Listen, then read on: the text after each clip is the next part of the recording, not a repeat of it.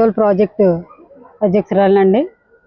మేము డిసెంబర్ నుంచి దశల వారీగా మా పోరాటాలను ఇంతవరకు చేసుకుంటూ వచ్చాం.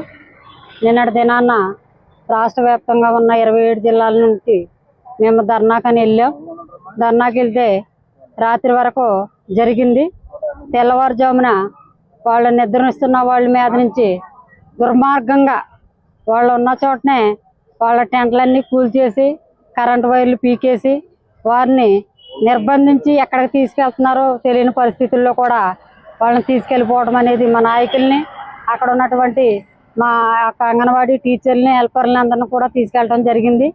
వారిని వెంటనే విడుదల చేయాలి. వారికి మద్దతుగా ఈరోజు రాష్ట్రంలో ఉన్న అన్ని ప్రాజెక్టుల ముందు, ఎంఆర్ఓ ఆఫీసుల ముందు కూడా ఈ యొక్క ధర్నా చేయడం జరుగుతుంది. అలాగే మాకు గతంలో ఇచ్చిన హామీలు 9 హామీల్లో 8 అమలు పరిచేసాం, ఇంకా ఒకే హామీ అని అంటున్నారు. ఒకటి, మా అంగన్వాడీకి వచ్చే సరుకులు లెక్క ఎక్కువే తప్ప మాకు వచ్చే జీతంలో బరువు తక్కువైనటువంటి పరిస్థితులండి. ఇప్పుడు ఒక ఫ్యామిలీ బ్రతకడానికి 26,000 కనీస వేతనం అని గతంలోనే చెప్పడం జరిగింది. కనీసం ఇప్పుడు 11,500కు చాలీ జీతంతో మా యొక్క ఫ్యామిలీని మేము చాలా కష్టతరమైనటువంటి పరిస్థితుల్లో ఈడ్చుకురావాల్సి వస్తుంది. అందుకు ప్రభుత్వం మా న్యాయమైన డిమాండ్లు పరిష్కరించాలి. అలాగే నిర్బంధించిన వారిని వెంటనే విడుదల చేయాలి.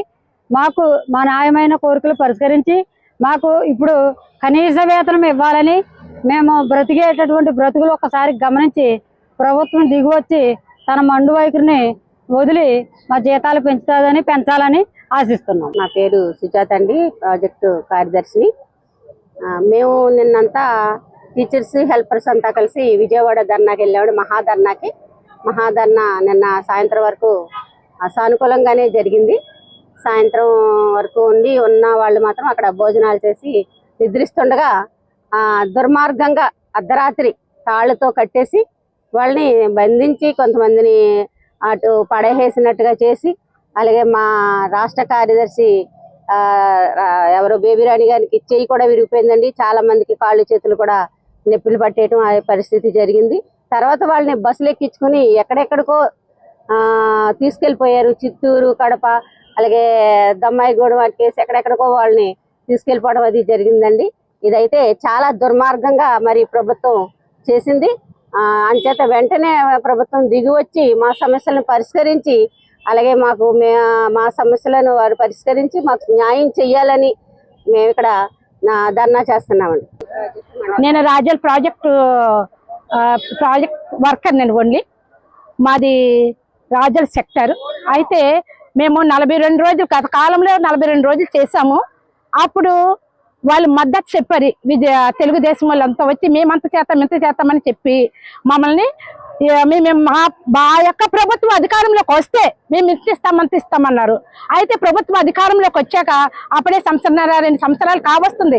వారు ఇచ్చిన నిబంధనలు, వారు ఇచ్చిన మాటలు అన్ని మర్చిపోయి మేమైతే ఇప్పుడు మళ్ళా అప్పుడే 4 సార్లు దశల వారీగా ఈ యొక్క ప్రోగ్రాం ఏర్పాటు చేసుకున్నాము.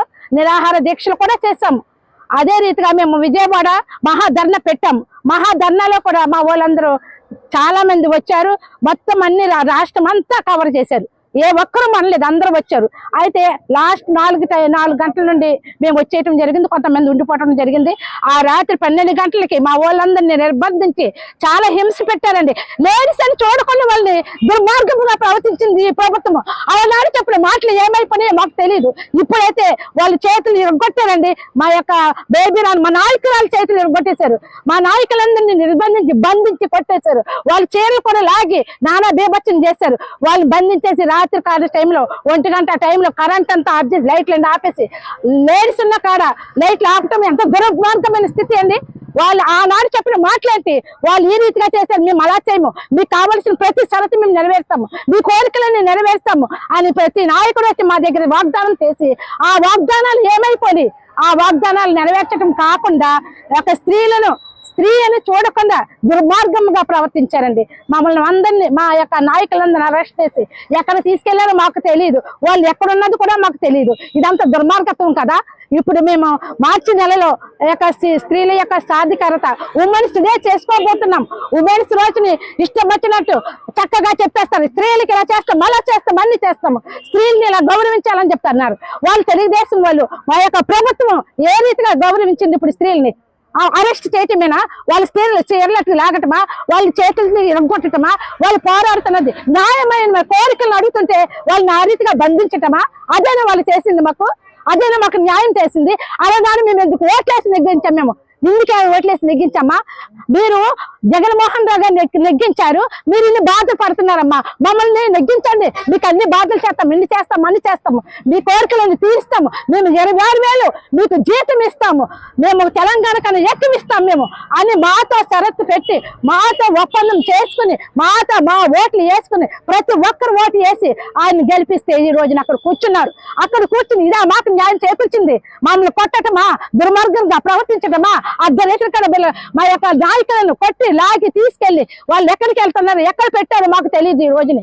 అంటే స్త్రీలను అలా బంధించటమేనా నిజమైన న్యాయము? అంటే స్త్రీలను అదేనా గౌరవించడము? అదేనా స్త్రీలకు ఇచ్చిన వాల్యూ? అదేనా ఈ యొక్క ప్రభుత్వంలో స్త్రీలకు ఇస్తున్న న్యాయం? ఇదేనా? కూటమి ప్రభుత్వం వస్తుంది, మేమందరం మీకు న్యాయం చేకూరుస్తాము అని అలనాడు ఆ యొక్క చంద్రబాబు నాయుడు గారు చెప్పారు, పవన్ కళ్యాణ్ గారు చెప్పారు, ఈయనెవరో లోకేష్ బాబు గారు చెప్పారు. వీళ్ళందరూ మాకు ఇదేనా న్యాయం చేకూర్చను? ఇదేనా కూటమి ప్రభుత్వం మాకు చేసిన న్యాయము? మమ్మల్ని ఈ రీతిగా భంగపరుస్తున్నారా, విమర్శిస్తున్నారా, సిగ్గుపరుస్తున్నారా?